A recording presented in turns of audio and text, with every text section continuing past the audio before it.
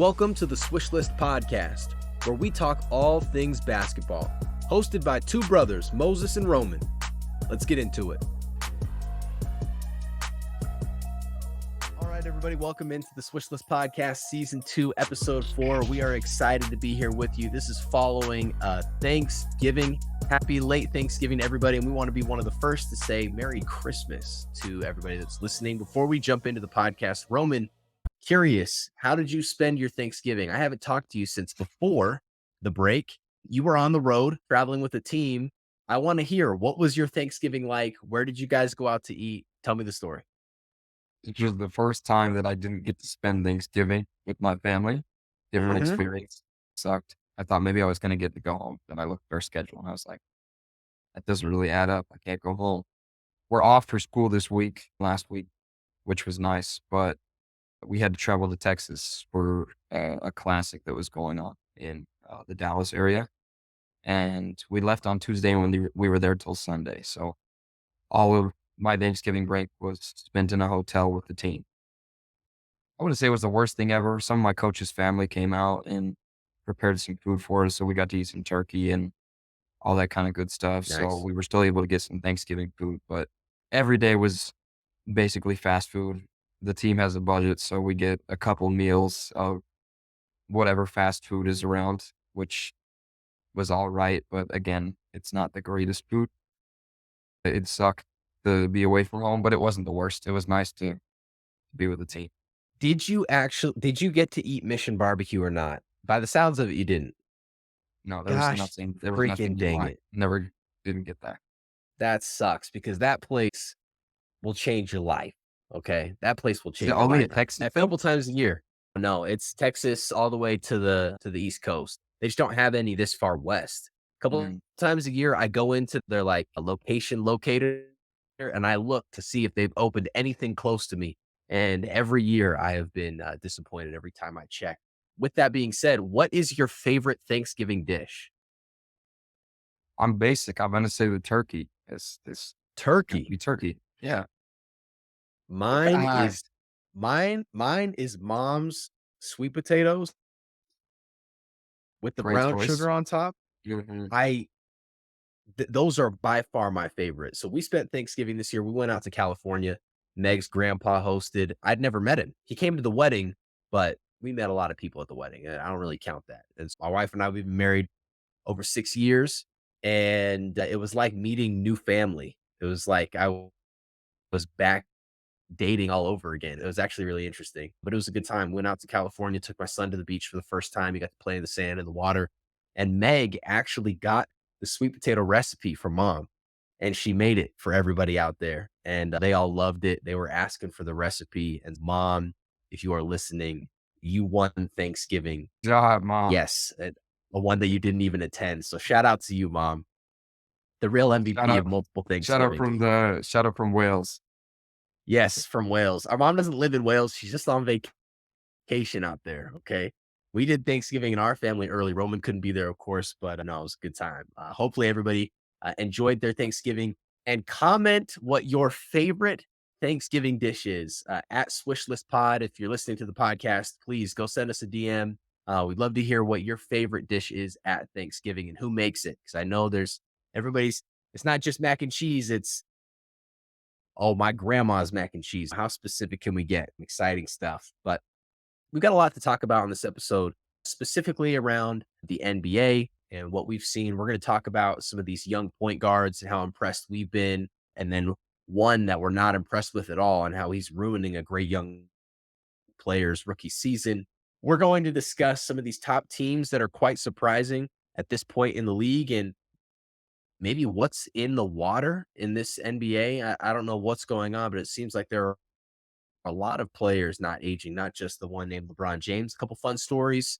We might even talk about some refereeing and a lot more in between. So as we start, one of the things we always want to make sure that we talk about is players who have impressed us most over the past couple weeks. We took a break for Thanksgiving, so getting right back into it. My player, and I'm stealing this from you because Roman had a take for this player back in the summer, and when we recorded a joint podcast with the Tap In guys. specifically talking about how Tyrese Haliburton was going to be he was going to take a massive step forward as far as his individual performance. And in speaking on his last few games, he has been nothing short of fantastic. We're talking 33 and 9, 26 and 10, 33 and 16. And these are points and assists. 37 and 16. The guy has been incredible at passing the basketball, at scoring the basketball. For me, there was only one player that I could decide over the past 2 weeks who has been putting up massive numbers. Now we need to see the win total increase. Right now, they're sitting in that 7, 8, 9 situation, which is par for the course for the Pacers. We'd love to see more wins, but Tyrese Halliburton, he's had himself a couple weeks. He's my player that I'm giving a shout out to. We did take a break last week, so my player for the past couple of weeks has been Jalen Brunson.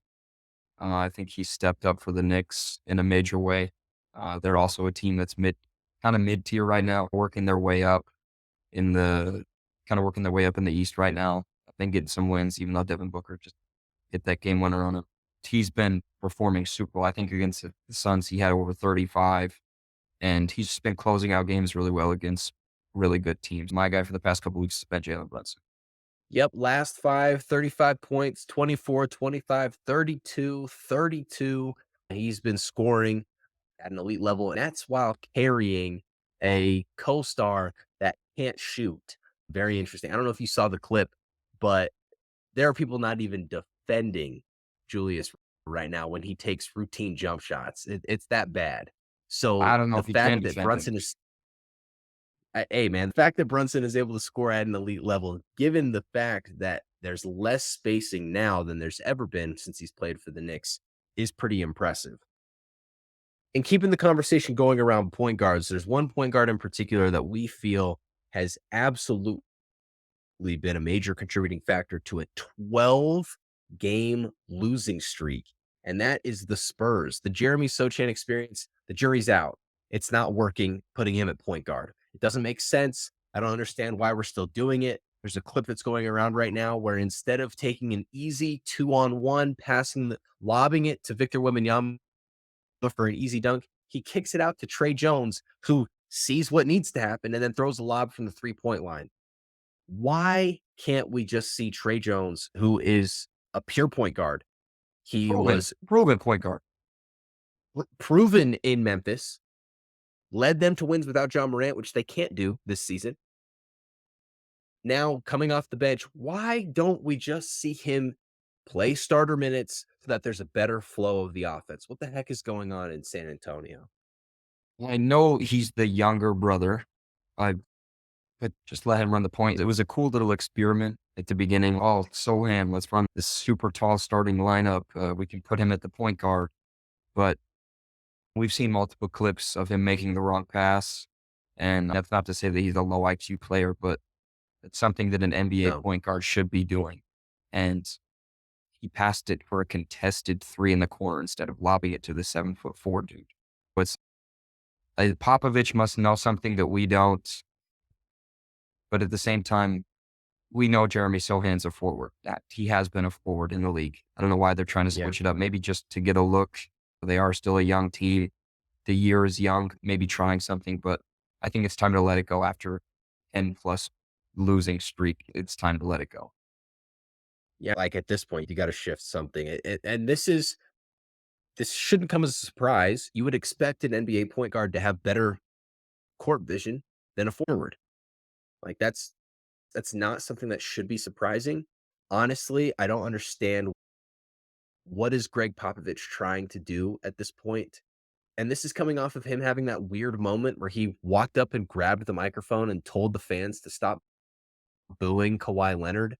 Not even to say, hey, we don't boo Kawhi because he helped us win a ring. He's one of us. But to say that's not what we do and as the Spurs, it's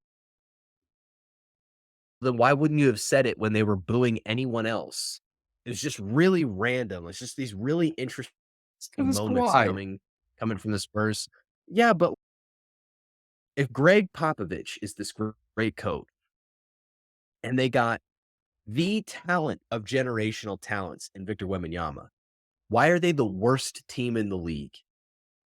And you can start pointing at these coaching decisions, like moving a forward to point guard, decisions that don't make any sense, decisions that are not leading to wins. And you start asking yourself, like, how long are we going to do the Greg Popovich thing? We talked about this last year when we were recording, where it was like this feels very Bill Belichick esque, where once he lost his core guys, Belichick had Edelman, Gronk, Brady. He had Scarnecchia on the offensive line, the offensive coordinator. He ran the defense. They had guys that stepped up and they won a lot of rings and were very successful. Popovich had Duncan, Robinson, Ginobili, Parker, Kawhi. He had his guys. But now it's just Belichick doesn't necessarily have a generational talent. So I'm not going to, the comparison doesn't fit quite right there. But the post Duncan era has been a disaster. That has not come as a surprise. But in getting Wembanyama, we haven't really seen improvement. It's not like they've drastically improved as far as getting wins. This team is still garbage. And it's okay. It's early though. It's really early.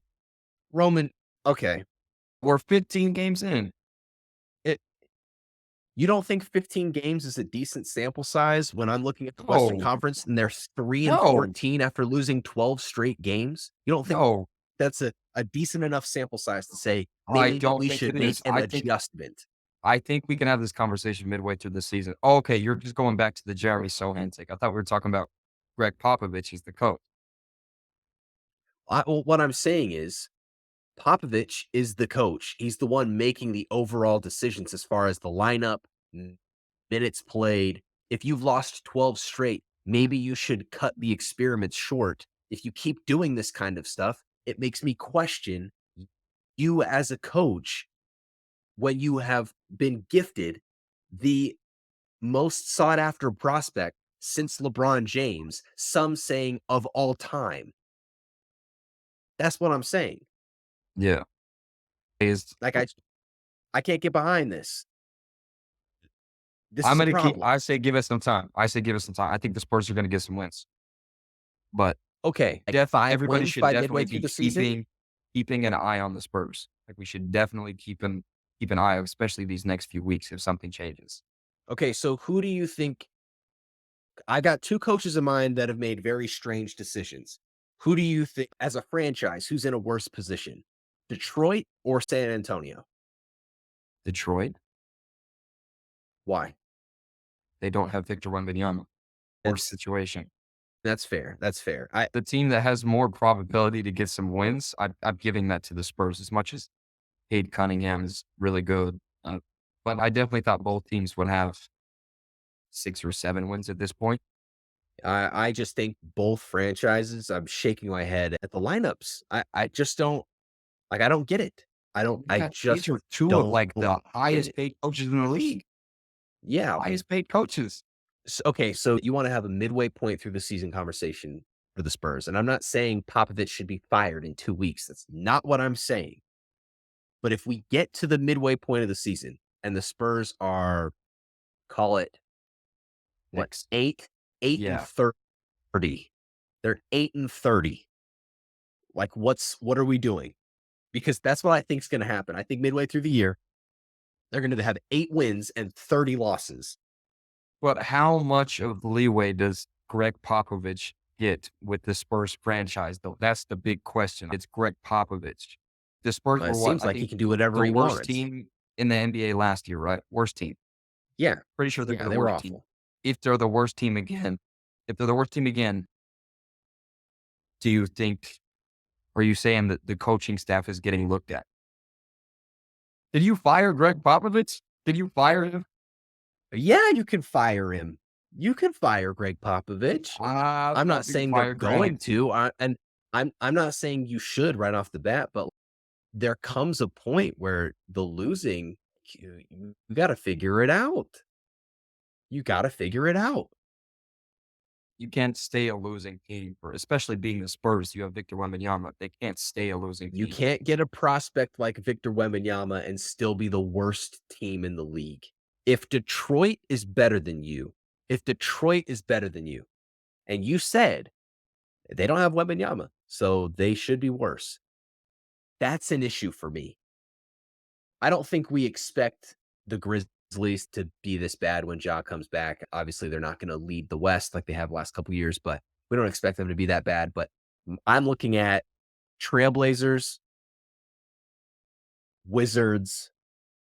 You might be able to put the Jazz in there. If the Bulls blow it up, you could look at the Bulls and the Pistons. You have Victor Wembanyama. You should be better than those teams. You should have a better record than those teams. At the midway point, at the end of the season, you should have a better record than those teams. If they don't, I think Popovich needs to be on the hot seat.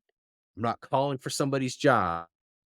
I'm just saying somebody needs to come in and be like, look, Greg, you can't figure this out. You're going to need to just retire. That's what's going to have to happen. You're just going to need to retire because it doesn't make any sense. That's a rough conversation. But it all just depends on franchise, I guess. It's what needs to happen. It's what needs to happen. Meanwhile, the Pistons have lost 14 straight. They're on an even worse losing streak than the Spurs. Just an absolute tire fire. It's a disaster over there. Nothing that they're What doing is makes Monty sense. doing? I don't know. What's Monty doing? They have their number one draft pick, who he just benches in the second half of the game because he felt like putting him out there was going to impact his confidence. Like benching him wouldn't. This isn't the Boys and Girls Club, the NBA. You're not trying to just teach life lessons. You're trying to win basketball games. That's their franchise player. What is he doing? What is he trying to prove? We're playing the long game. No, what you're doing is you're losing a lot. So stop trying to like communicate this moral high ground. Like that's the reason why your decisions are justified. You're playing Killian Hayes, who by the numbers statistically Oh, is one of the worst guards to play basketball ever. in this league I think it's ever it's the win of all share time. stats, right? He has like the Yes, worst win share stat. ever. I'm like, do these mean nothing to you? You don't think maybe you should bench that guy? Maybe reduce his minutes? And they have such Maybe good if young talent. yes, They have Sasser and Ivy. Ivy. Why are they not playing? Why I are they don't not know. getting more minutes? And here's another thing too. You could make an argument with Sasser playing as well as he has. You also have Ivy, Cade Cunningham, and Killian Hayes. Hey, maybe you should move off of one of these players. I would understand that. Benching Jaden Ivey is not going to improve his trade value if you're trying to secure another piece for the team. You've now tanked his trade value. There's no decision making that makes any sense coming out of that franchise. It's awful. It's awful. Monty got to figure it out soon. Like, He's on the hot seat midway through the season if he doesn't figure it out. He's on the hot not the seat Suns. midway through the season. Not No, the Suns anymore. no. And what's tough is Monty came in when the Suns were garbage. He was a part of this growth plan that got them out of mediocrity and back into going to a finals. Championship. You do stuff like this, and it makes it seem like you were not the guy. Like a lot of what's happening with these great coaches, it's like it really is the players. It's just the players. Can you get the right collection of players? You could make an argument right now that GMs are more valuable than a coach when you see stuff like this. It's That's just the title right ridiculous. there. That is the title right there. I like that because we get more and more examples every day. Yes. Can you find the right coach that is going to fit this system for your player? It's not even, is this a good coach? Is this the right coach for the team? Let's play a game. The Orlando Magic right now are 12-5. They've won 7 straight games, and we're going to talk more about them later. Can you name the coach? What's his name? Exactly. Wait. I. Exactly. Mm. While you're thinking about it, the Boston Celtics have gone through 3 coaches. And guess what?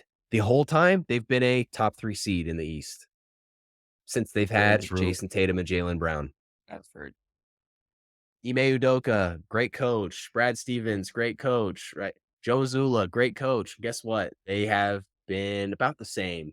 Since Joel Embiid has played for the Sixers, regardless of who their coach has been, once they got through the trust the process era, they've been a top 4 seed.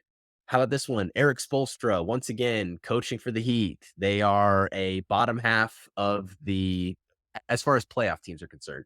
They're a bottom half team, anywhere from 5 to 8, and then they overachieve in the playoffs. It's the same narrative with all these teams. The Lakers go from Frank Vogel, they switched to Darvin Ham. Lakers look like the exact same team. They've been on the same path. It's the same conversations. What are we doing with Anthony Davis? We talk about it every year. I don't know what to tell you. Is it coaching for the Blazers? Is Chauncey Billups a bad coach, or were they intentionally not playing Damian Lillard and now lost their franchise player? How about the Grizzlies, a top team? Great without John Morant. John Morant's out again. They lose some of their other pieces. Now they're the 14th team in the West. Is that coaching or is that missing your best player? Players Come matter. on. Players matter. Players matter more than they ever have. Maybe we should go back to player coaches. You don't think LeBron would be a better coach than Darvin Ham? What? I don't know about that. I don't know about that. LeBron's older than the Jazz coach. Yeah. In the right situation, maybe? No, because you can't say that because Magic took a chance at coaching and he couldn't do it. So it's Okay. like some players can't do it. I could see LeBron never being a coach. Sometimes you just No, LeBron. can't teach that greatness.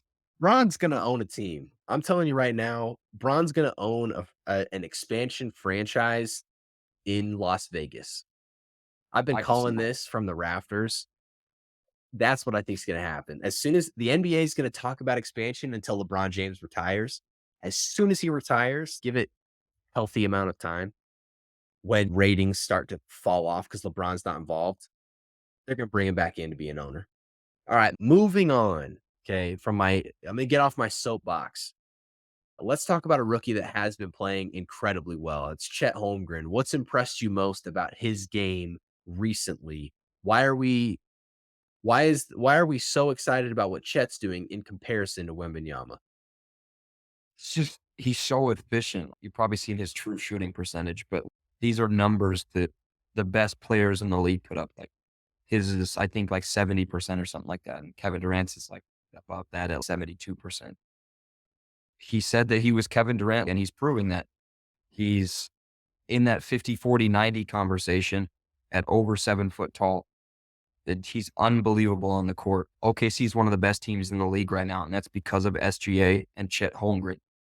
The guy can score at any level. He's very good on the defensive end. He looks incredible. He's playing about 30 minutes a game. He's scoring 18 points, shooting 56% from the field, 43% from 3, 88% from the free throw line.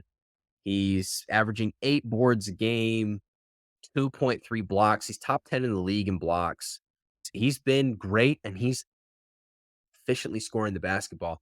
And one of the major reasons why is because he's playing with quality players around him. He's got SGA, who's an all NBA level talent. That takes so much pressure off of his shoulders. He doesn't have to be the guy every night. But then when given the ball against Golden State, he hits a clutch three. Like it And another one allows him over to Joel Embiid too, a couple nights ago. It allows him to be an efficient player because he doesn't have to carry the load of being the guy every single night for 82 games, which I think is really good. It's fantastic. And it's not just SGA. Like they've got a strong young roster from starters down to bench players, and they've got the picks to continue to funnel in more and more. One of the things I think that would be interesting to look at would be at what point do the Thunder make the decision that they're maybe a veteran away from a deep run? I could see that happening in the next year or two. I think OKC, if they get bounced in the second round of the playoffs, I think people would feel like that this is a win of a season. And I think if it happens a year from now again, people say, okay, they're one piece away. Who can they acquire that takes them to the next level? And they've got the capital to make a move like that. We've seen what a quality Oklahoma City team with young players is capable of.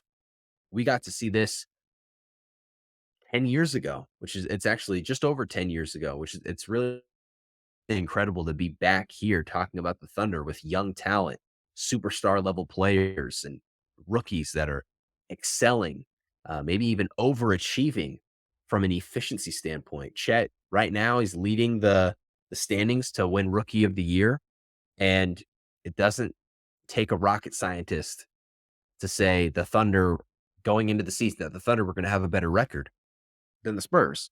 And that might be his greatest argument in going against Wembanyama. Now, I still believe that the NBA will give Victor Wembanyama the Rookie of the Year, no matter what happens. I firmly believe it, just based on the notifications I get on my phone every single day. I But do that not doesn't take joking. anything away from Chet Truly being believe great. that. Yes, I really do. I really do. I think I there's a think if Chet narrative. wins it, he wins it. There's a narrative around Wembanyama. If Chet's supposed to win it, they're going to make it be co-rookie of the year. They're not going to let Wembanyama not win that award. I'm telling you right now, dude. They're not. There's going to be some type of conversation that's going to be had where it's like Wemby is scoring 26 a game. He's the best player on his team. Everybody's terrible. He's the guy. What's Chet actually doing? He's the number 2 to SGA. The narrative's already there, dude. That's all I'm saying. Call me crazy, but I'm calling that out November 27th, 2023. Mm. In talking about these NBA league standings, we're seeing some of the worst teams over the past few years actually turn out to be some of the strongest. The Magic have won 7 straight. They're the 2 seed, I believe, right now in the East, right behind the Boston Celtics. OKC, a top 3 seed in the West, and the Timberwolves, the number 1 seed in the West. Roman, what is this? Is this real? Is it fake? We're not even at the point where we're resting a lot of players. The in-season tournament's going right now. Like, of these 3 teams, who can we believe in most? Like, who's the strongest actually? Like, what's real? Timberwolves, for sure. Obviously, the Magic are doing really well, but they're my biggest surprise team. But Okay. Timberwolves have got it. We've known Ant to be that guy for the Timberwolves. It's only a matter of time before Karl Anthony Towns got healthy and came back to the team, and he's been great for the Timberwolves. And Rudy Gobert, probably one of the best interior defenders that we've ever seen. So it was only a matter of time before things started to click. JD McDaniels, Mike Conley. These are big names. These are great names for basketball. The regular Mm. season, if they're all playing, there's no reason this team shouldn't be one of those top teams. I just think they're putting it together now. So sky is the limit for the Timberwolves. There's no reason for them to randomly drop down as long as they can stay healthy. They've got all the pieces, but they're my team that's belongs, should be up there, should have been up there, and I'm happy to see him up there. I've thought this for the past few years about the Timberwolves, specifically Rudy Gobert. When you catch Gobert on a random Tuesday, you're not game planning for every single team the same way that you would in a playoff series. You just can't do it. You got back to backs, you're traveling. So there's more stock game plans. You're running your offense that you're running just about every night. When you catch Gobert on a random Tuesday, right, he's going to disrupt your offense. He's gonna shake things up. He's gonna make it tough for you. That's why the Jazz, when he played for the Jazz, won so many regular season games with Mike Conley, Donovan Mitchell, Rudy Gobert. He is a disruptor in the regular season. It's when you get him in a 7-game series that you can completely eliminate him, that you can scheme him off the basketball court because you're seeing the same team every other night or every couple days. So this doesn't come as a surprise for me because this is par for the course for Gobert and teams that he's on, which is we win. Our defense is solid. Now they've also got McDaniels, like you said, who's a great perimeter defender. Anthony Edwards is stepping up. He's taken the challenge. He's been a great defender. I'm not going to say that Cat is an elite defender, but he's definitely stepping up as well. Like everyone's playing their role on the defensive end. It's leading the wins. This is what we've seen from teams that have Gobert as the focal point on defense. So shout out to the Timberwolves. I agree. I do think the Timberwolves are real. I think the Magic shouldn't come as a surprise, are the least strong of these 3 teams. But also shout out to Paolo Banchero for stepping up the season and for the guys around him continuing to stay positive. I think one of the things that you've seen guys like Cole Anthony, incredibly positive players.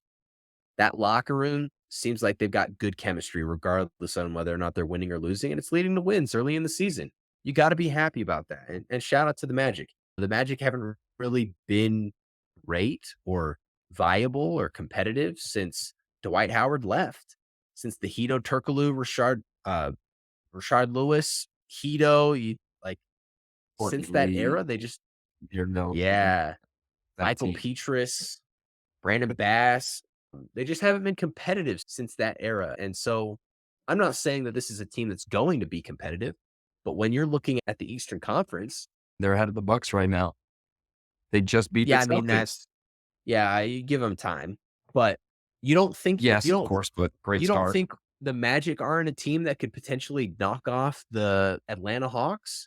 You don't think the Magic are a team that couldn't compete and maybe knock out like a team like the Raptors in a play-in game? Like I think that they're going to be a fun team in at that play-in level by the end of the season, which is a major step forward for them. So shout out And to they've the got the Magic. names.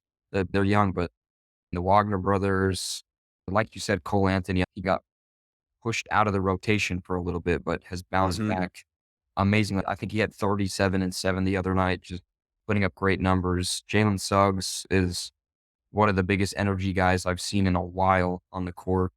If Markel Fultz can stay healthy, there's a reason that he was a top pick once. He's really good player, really good young core. So I'd love the Magic to stay together and hopefully make a playoff run because they have not done that in so long. No, I agree. Now, one of the things that you brought up that we have to talk about is specifically free throw shooting in the NBA. You brought up a very interesting statistic around two players and how their free throw shooting is impacting their performance. I'll give you the floor to tell us the stat. Yeah. So it's the Bucks. It's two guys who take a lot of free throws.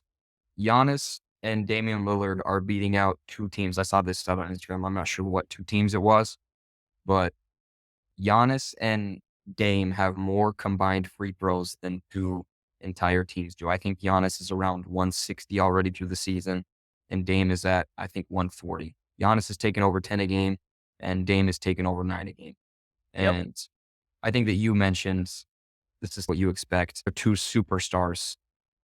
People are going to foul them instead of letting them get free points, especially Giannis, which I'll like you make the point that you did because I like what you said about what they're going to do with Giannis.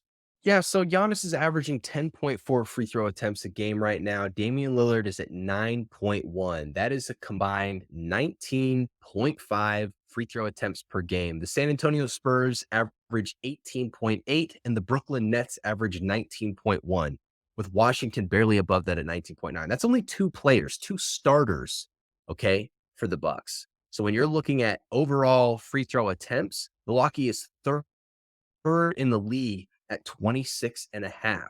So it is heavily weighted on these two players.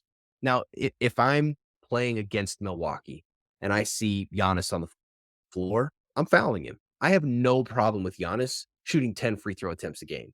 I'm throwing bodies at that guy to foul him as much as possible because I want to see him earn his points from the free throw line. I don't want to see him dunking the basketball. I don't believe in his ability to shoot free throws. I never have. I don't plan on doing it moving forward. This season, right now, he's shooting his worst all time percentage at 63.3%. This is coming off what was his worst free throw percentage last season at 64.5. He's trending towards Shaquille O'Neal. Okay. This is Pretty if somebody close. told you that Shaq is leading the league in free throw attempts, you'd go, yeah, that's a good thing. We want to see Shaq earn his points. It's the same thing with Giannis. He's not a good free throw shooter. He's not a good shooter, period. And it kills the momentum for Milwaukee. So putting him at the free throw line, I'm okay with. Now, Damian Lillard shooting over 9 free throws a game. Wow. Almost. He's about 90%, isn't he? Yeah. Yeah. He's Dame out is here. not the guy that you want to see shooting at the free throw line. He's shooting 92.1%, which means when you foul him, he's going to make the free throws. He's going to shoot anywhere from 8 for 9 to 9 for 10 every single night. You're not getting the advantages putting him at the line. And not to mention, a lot of Dames is going to be contested shots and ones. You're going to see that happen quite a bit. I've been surprised that this was a statistic. I didn't think that Dame was being that aggressive. I think that a lot of his free throws are coming when they're in the bonus. So you're fouling Giannis, putting him at the line. Milwaukee gets in the bonus, and then Damian Lillard is, you know, He's the one with the ball. his NBA Picking the ball. savvy, him having the ball late in quarters, late in games. He's getting those tack fouls, pick and roll fouls, putting himself at the free throw line in one situations and just scoring the ball, which when you're looking at Milwaukee and some of the issues that they had, how clunky they were to start the season, you can point right at this stat and you can go, okay, so this is one of the main reasons why they're Now continuing to they got improve, it. why they're now a top 3 seed, which is exactly where I thought they would be at the top of this league. You guys already know if you've listened to any of our episodes this season, they're my favorite to win. They're my pick to win the NBA championship. Stats like this are why. So, do you think this is the NBA pandering to Milwaukee, or is this just savvy basketball play? Just two of the greats that somehow ended up on the same team. They're offensive forces. Dame is a guy who can put up 30 points a game. Giannis is a guy who can put up 30 points a game. And they got on the same team. So again, it's interesting to see, but it's not surprising to see. I just didn't think it would work out so soon. Oh It's man, we're 15 games in and it's getting scary. Their bad games are close games. Brook Lopez is putting up almost 30 a night over his last few games. So they're a really scary team. and what's interesting to me is it almost feels like Milwaukee right now is under the radar. A lot of people are looking at Boston. They're looking at Philly. They're looking at a lot of these more marquee teams. You're seeing a lot of stuff always about LeBron, the Lakers, etc. Milwaukee flying under the radar a little bit, not really being talked about a lot. Sure, you're catching a little bit about Brook Lopez. We'll talk about him in a bit, but that's my favorite spot to be, which is winning games and not winning the headlines. That's what you want. Nobody's You want to batting win, an you eye. want to be boring, and then you want to compete at the end. You don't want all the cameras on you early in the season. So, as soon as they started winning games, people stopped talking about the Bucks. It's exactly where I want to be. Now, in speaking about Brook Lopez, which you mentioned, I think he had like a 35-point game recently. He's been anchoring the defense. I need to know if there's something in their Gatorade. Is the NBA like what are they giving these guys, man? Because we talk a lot about LeBron's longevity, and rightfully, he literally just tonight became the all-time minutes played leader in NBA history. But we're not talking enough about Steph Curry, who's what 4 or 5 years younger than LeBron, still an elite point guard. Kevin Durant, arguably having his best season from an efficiency perspective of his career. Brook Lopez, this is a guy that's had 2 careers. He's the all-time leading scorer for the Brooklyn Nets We forget about as a that. back to the basket, player, and now is a dominant center for the Milwaukee Bucks. What is going on? Like why are these guys just not aging anymore? I don't Technology. understand what is happening. It's technology. I am 100% sure of that. These guys have the opportunity to get the best possible things to slow down aging. Their recovery is probably like none other. Their methods that they use is probably stuff that we've never heard about. So I truly think that it's technology and it's only going to get better. Come on, man. Like you remember you probably don't because you're a little young, but the steroid era in baseball where everybody could just crush homer, Sammy Sosa, McGuire, A-Rod, all these guys, like Babe Ruth, like there's got to be something that these NBA players are taking that we just don't know about yet because this is it doesn't make sense. I can't We will understand it. know when LeBron Like they're a retires. couple years after LeBron retires, they're gonna be like, "Yeah, guys, I've been using chemical X, but we're finally gonna find out what it is." This stuff is Yes. ridiculous, man. Yes. Like, I think the only That's what it player is. right now that's really aging is James Harden, and I think we all know it's because he's just always out of shape. No one's surprised by him not playing well, but, like, Paul George, have we seen that guy's game fall off at all? It seems like he's been the same player for, what, 10 years? There's so many of these guys that are just like, they don't fall off. Like the older I guys mean, in the league are still running the league. yeah. Klay Thompson, you can point to as a guy that is, but the cluster injuries, major injuries. Um, I need to know though. I need to know what these guys are drinking. Okay, Just millions of dollars, Moses. let's. That's all you got to do. I just need to. I just need. I need. Just need to You make need more. 20, I you need to need get my 20 money million up. a You're year. not wrong. 20 million. I need 20 mil. Okay, let's talk about some young guys. I want to give you a one has to go. This was going around the league a little bit. I want to know who you would pick. One has to go. SGA, Anthony Edwards, Tyrese Haliburton, or De'Aaron Fox. You know how big I am on Tyrese Haliburton. Like, SGA is in his league of his own. He's up there. Like, he You're can't putting go. him as the best of the four. Yes, he's number one. And then it's just Ant's that guy. Ant has been that guy. Anthony Edwards clears. He's a top three. He's top three shooting guard in the league. He proved to be that guy. So I have to put him up there. The way Tyrese has been performing, I've Okay. been big on Tyrese for years. I think he's incredible. So those two are toss up, but it's De'Aaron Fox. He has to go. Yeah, he's the best player for the Kings. He's led them back to the playoffs and everything. But uh, what's the difference between a guy like him and a guy like Ant? They're probably pretty similar numbers, but in terms of effect and stuff like that, yeah, he's putting up what clutch player of the year, stuff like that. But where are they going? I Yeah. think Ant has proved, especially last year and this year, that he's going to be that guy. And so is De'Aaron Fox, but I think the Timberwolves are just on another level. And like I said, Tyrese is putting up 33 and 10 a night. So this guy is I've definitely got some recency bias, that's for sure. But De'Aaron Fox has got to go for me here. We're talking about an Anthony Edwards and SGA, two players that are top three in their position. So they definitely are not getting cut from that list. My question is, you're taking Halliburton over Fox. Are you taking Halliburton over Tyrese Maxey? Yes. Are you taking Halliburton over LaMelo? Yes. Are you taking Halliburton over Trae Young? Yes. Okay. Now I'm taking Fox over LaMelo, over all those guys, including Halliburton. And the major reason why is because Fox has led his team to the playoffs. He's been able to actually go where Halliburton has not.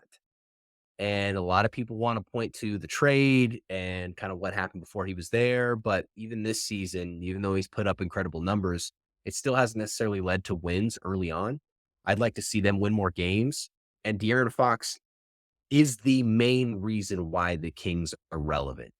He is the guy that put them back on the map. And so that is worth something to me.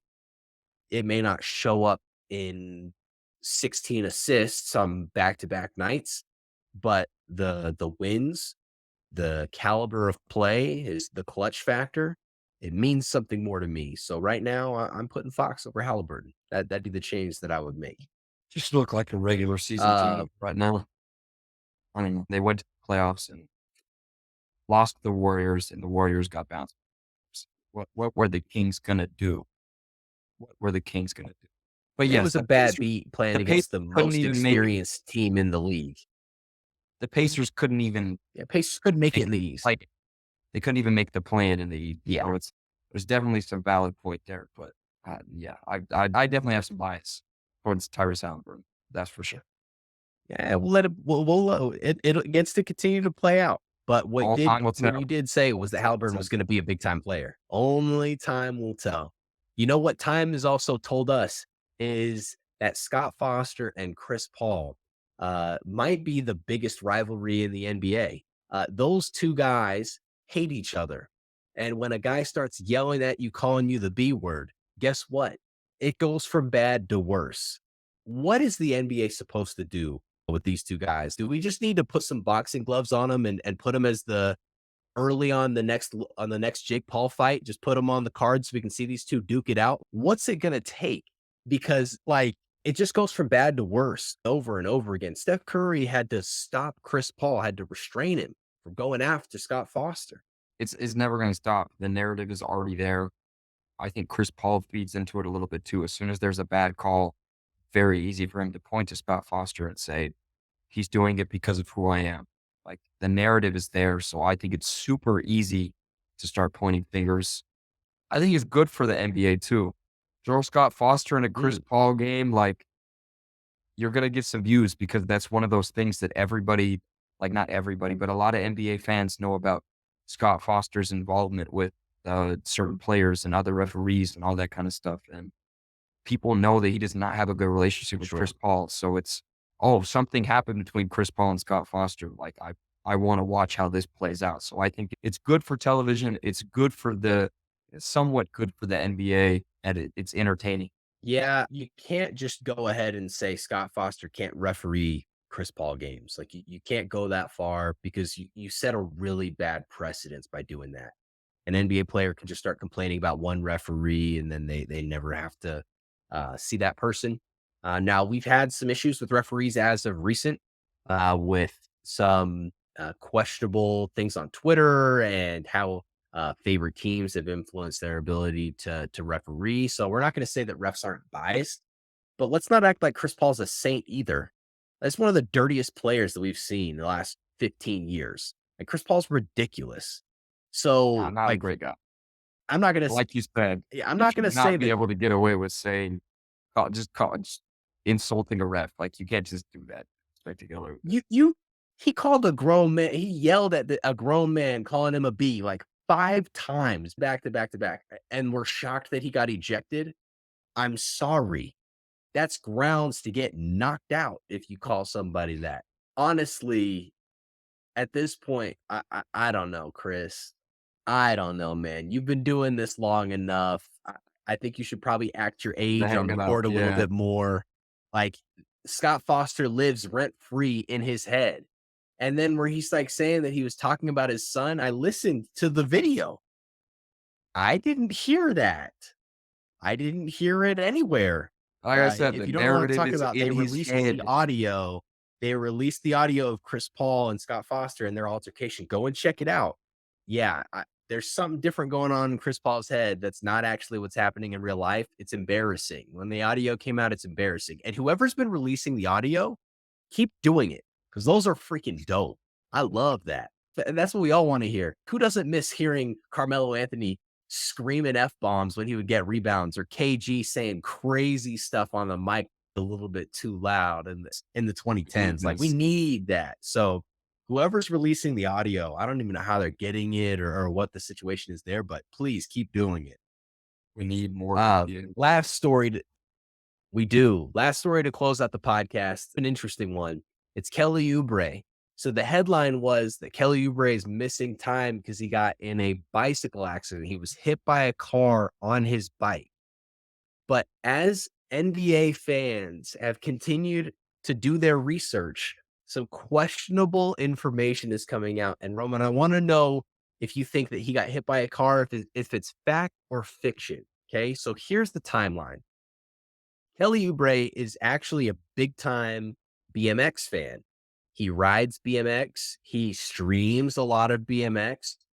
When he was in contract negotiations with the 76ers, and you know me, you know I love getting into contract discussions and the nuances and things that can put in there.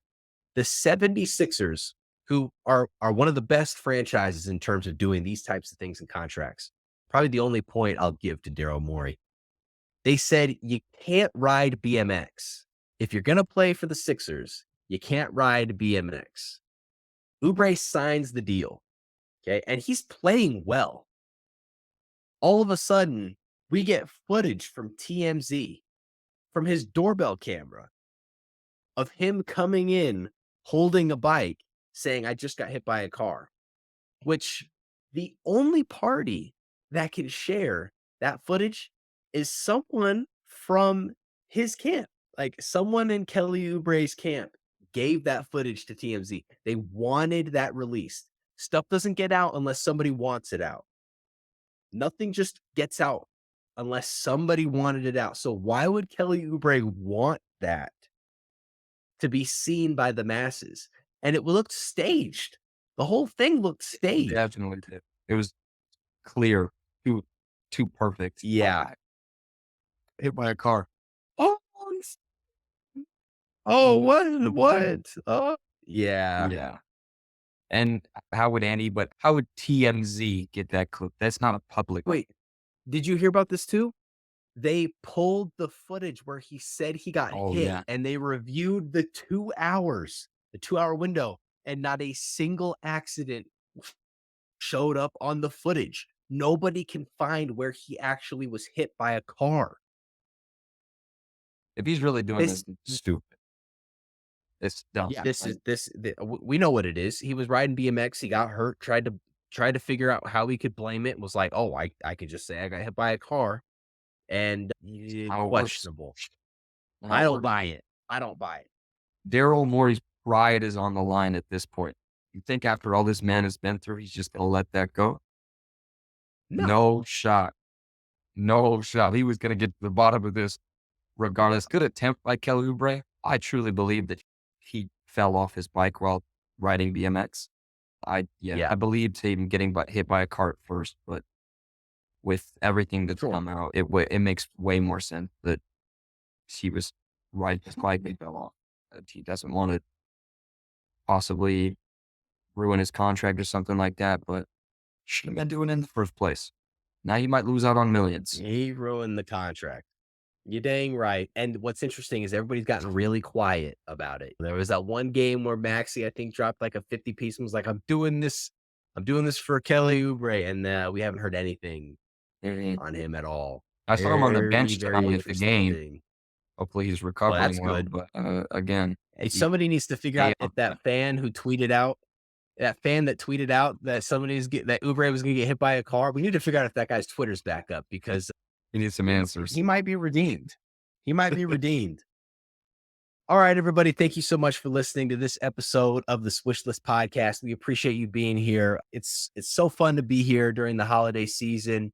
Roman, giving you guys an update, Roman is still shooting over 65% from the 3-point line this season in college basketball. That's right, over 65%. I'm speechless. I don't even know what to say. I haven't even shot that well from the 3-point line in a game, no less through 9 games of the season. With his minutes continuing to climb, we are tracking his My Player story. We need to see you shoot the ball more, okay? That's what the fans want to see. We want to see you get some better open shots. Don't know what it's going to take to see that, but it's been great getting to see you play, stacking up a couple wins, some tough losses to some good teams, but we're still in preseason play, everybody. So just take some deep breaths. But once again, thank you so much for being here. Roman, send us off. Thank you to all the new listeners. Thank you to all the returners. We appreciate you guys. Happy holidays. You can find us on all your favorite platforms. We are on Instagram. We are on TikTok. We are on Facebook. We are on YouTube.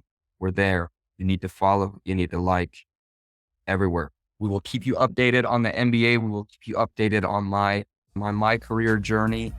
And we appreciate you guys. If you're not subscribed, if you're not liked, what are you doing? It's getting ridiculous. It's really getting ridiculous. Roman and Moses, Swishlist Podcast, Episode 4, signing off. Thank you for listening to this week's episode of the Swishlist Podcast. Catch us on social, and we'll see you next week.